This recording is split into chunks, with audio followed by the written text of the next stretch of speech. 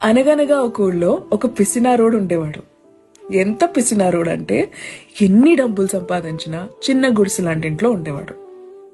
Bedsheets కూడా మార్చేవాడు కాదు, అరిగిపోయే వరకు వాడేవాడు.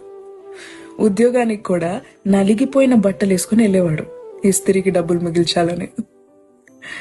వయసుకు వచ్చినా పెళ్లి చేసుకోలేదు, ఎందుకంటే పెళ్ళం వస్తే మళ్ళీ ఖర్చులైపోతాయి, పిల్లలు పుడితే ఇంకా ఖర్చులైపోతాయని. అలా జీవితాన్ని బ్రతికేస్తున్నాడు. 45 ఏళ్ళు వచ్చాయి. ఇంకా నేను రిటైర్ అయిపోతాను అని అనుకున్న సమయాన తన ఇంటి తలుపు తట్టి మరీ యమధర్మరాజు లోపలికొచ్చాడు. ఈ సమయం అయిపోయింది, పదా అని. అప్పుడే అయిపోయిందా? ఇప్పటివరకు నేను ₹1,00,00,000 సంపాదించాను, ఈ డబ్బులు తీసుకుని నాకు కొంచెం ఆయుష్ ఇస్తారా అని అడిగాడు. యమధర్మరాజు గట్టిగా నవ్వాడు. కుదరదని చెప్పాడు. ఒక్క క్షణం సమయం ఇవ్వండి అని ఒక పేపర్ తీసి ఒక చిన్న లెటర్ రాశాడు.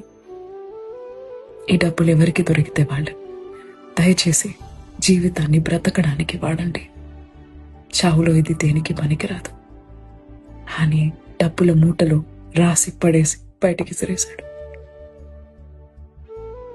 జీవితాన్ని బ్రతకండి, దాచుకోకండి. Nothing is forever. చిన్న కథ నచ్చిందా?